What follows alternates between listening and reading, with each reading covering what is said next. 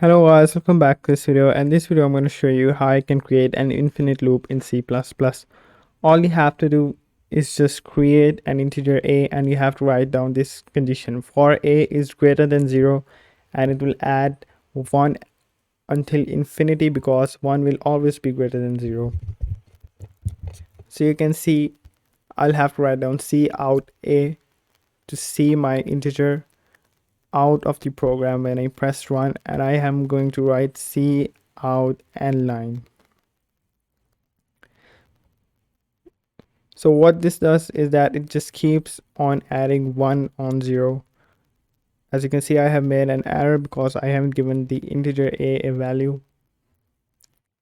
So what this program essentially does is that it just keeps on adding 1 to 0 until infinity because 1 will always be greater than 0.